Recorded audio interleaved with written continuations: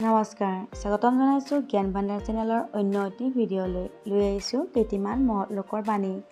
আশা কৰিছোঁ আপোনালোকে চাই নিশ্চয় ভাল পাব আৰু লগতে চেনেলটো ছাবস্ক্ৰাইব কৰি থ'বলৈ আৰু ভিডিঅ'সমূহ শ্বেয়াৰ কৰিবলৈ নাপাহৰিব। বহুকেইজন চিকিৎসকৰ সহায়ত মই মৰিবলৈ ওলাইছোঁ। Alexander the great.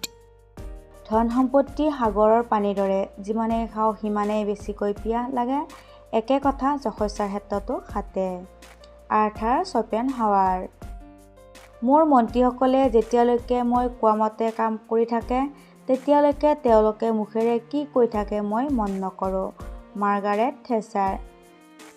মই কেতিয়াও ডায়েৰীৰ লগত নিনিয়াকৈ ভ্ৰমণ নকৰোঁ।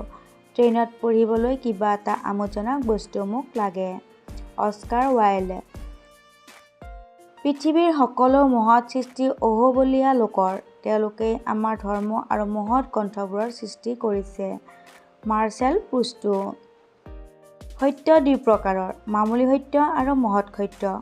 মামুলি সত্যৰ বিপৰীতটো নিখাত অসত্য হ'বলৈ বাকী, কিন্তু মহৎ সত্যৰ বিপৰীতটো সত্য। নিলছ বৰ। স্বাধীন হোৱা মানেই মুক্ত হোৱা নহয়। ৰবীন্দ্ৰনাথ ঠাকুৰ।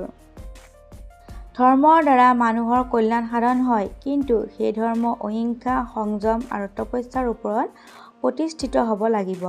ভগৱান মহাবীৰ।